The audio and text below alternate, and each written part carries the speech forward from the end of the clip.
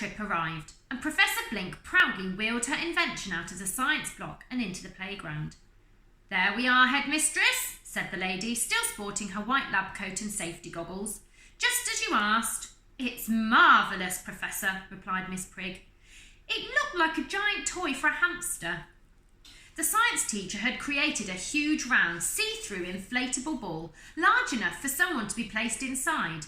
Of course, that someone was Miss Petula Perpetual Motion.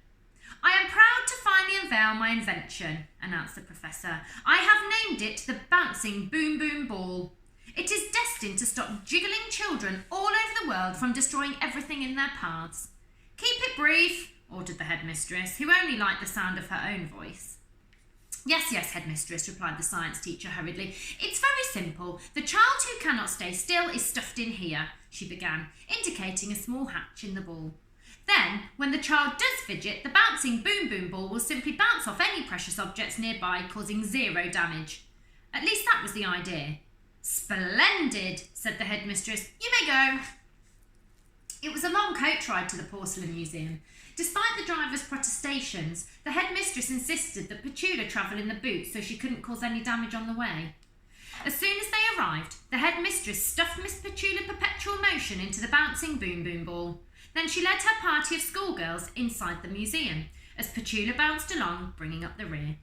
Despite her initial reluctance, once inside the bouncing boom boom ball, the girl began to enjoy it. A smile spread across her face.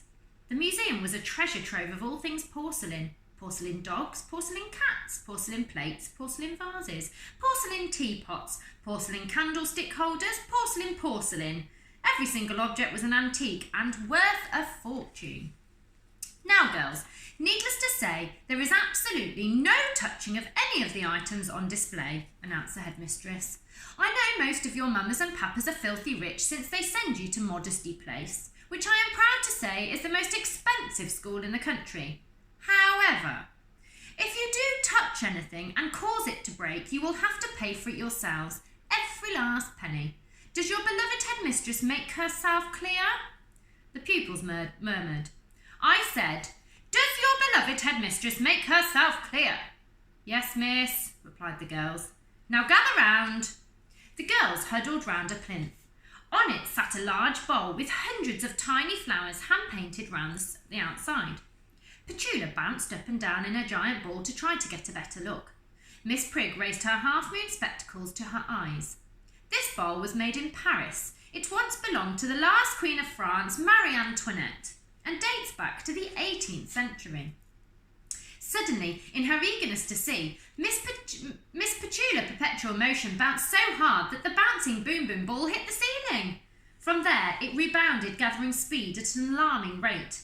Now it was going wham! Up and down, up and down, up and down, shaking the room as it bounced, boom, boom, boom. The headmistress gasped in horror.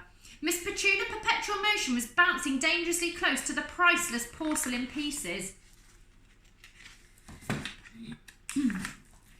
As the bouncing boom boom ball bounced closer and closer, Miss Prigg stretched out her long thin arms and gave it a shove. This caused the contraption to start ricocheting off the walls. As all the other schoolgirls watched with their mouths open, it walloped off the priceless porcelain without damaging it all, and then bounced back into the headmistress, bash, sending her tumbling into a porcelain penguin posing on a plinth. "No!" she screamed. The penguin went flying through the air. It was an unusual sight, as penguins are, of course, flightless birds, but the wonder of seeing such a bird finally taking flight was soon brought to an abrupt halt. The porcelain penguin smashed against the wall, crash, shattering into hundreds of tiny pieces.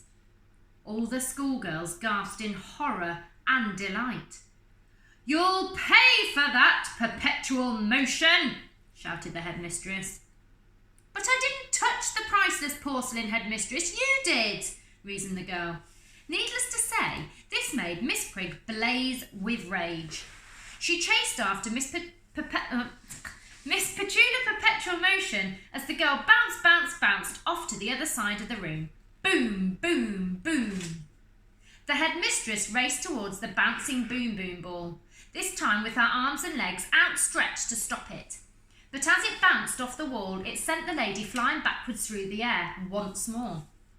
The first thing she hit was a porcelain statue of a swan. Thwack! The second thing was a life-size porcelain statue of a ballerina. Smash! Bang! The third thing she hit was a porcelain statue of a clown. It wasn't one of those happy clowns. It was one of those sad clowns. Sadly, there isn't time to fully explore the clown's emotional state. That's because said clown, along with those other objects flying through the air, was soon nothing more than a shower of porcelain scattering across the floor. Shatter!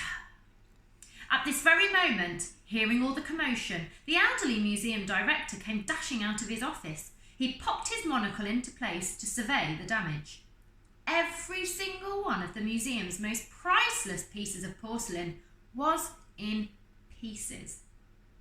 "What is the meaning of this?" he bellowed, waving one of his walking sticks aloft in fury. The headmistress wobbled to her feet, crunching porcelain gravel underfoot as she did so. Crunch, crunch, crunch. "I can explain," pleaded the lady. "Who touched the precious, priceless, pleasing porcelain pieces?"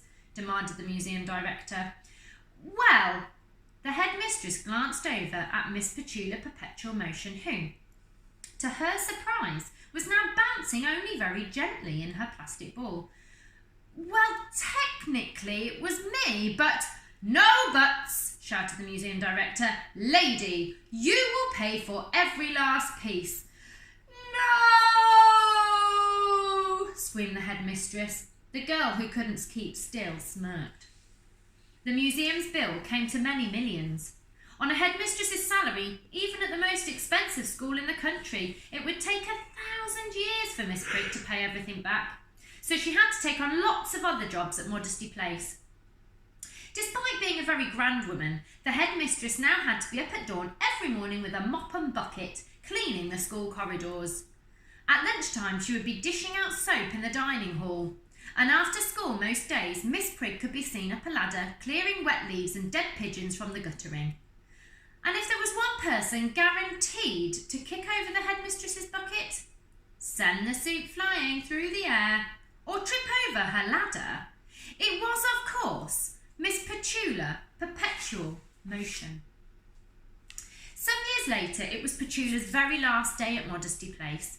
She was 18 years old now and ready to somersault off into the world. That morning, the headmistress had been up at dawn and blocking the toilets, and she had been called to the library to clear up some vomit after the librarian had come down with food poisoning. As Miss Prigg angrily plonked down her mop and bucket, she spotted her nemesis Petula sitting in a corner of the library reading a book. The strange thing was that the girl was sitting perfectly motionless. Miss Prigg had hid behind some shelves of books and spied on her most hated pupil. Apart from turning a page every couple of minutes, Miss Petula Perpetual Motion did not move a muscle. After an hour of snooping, the headmistress leaped out from behind the shelves. "Aha!" exclaimed the lady. "Gotcha!" "Shush!" shushed Petula, her eyes indicating a sign on the wall of the library that said, "Silence." But, the headmistress couldn't contain herself. "You can sit still if you want to." "Yes, I can," replied the girl, "and I have always been able to." "But what about that letter from your mother?"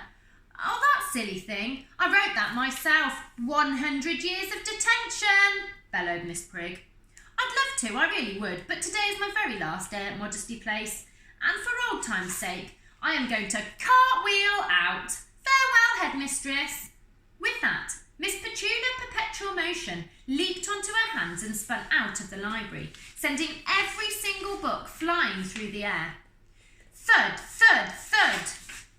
The headmistress was in the library until midnight, picking up all the books and putting them back on the shelves. Then she still had to mop up the vomit.